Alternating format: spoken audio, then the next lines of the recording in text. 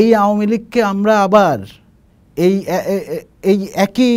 তার যেই মুড এবং একই তার যেই রাজনৈতিক পজিশন, এটা নিয়ে রাজনীতিতে আবার পুনর্বাসিত হইতে দেখব, তার কেউ মন্ত্রী হবে, সরকার চালাবে, এটা চিন্তা করা আমাদের জন্য অকল্পনীয়। সুতরাং 2001 সালে এটা একটা অকল্পনীয়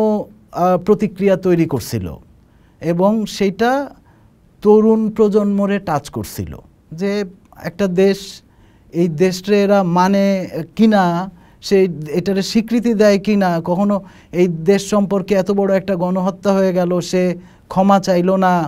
দল হিসেবে তার বিচার সম্পন্ন হইল না,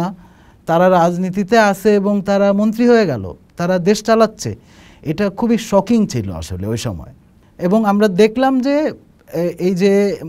নিজামী এবং মুজাহিদের মন্ত্রী হয়ে যাওয়া এবং কোনো রিকনসিলিয়েশন ছাড়া জামাতের বাংলাদেশ রাষ্ট্র পরিচালনার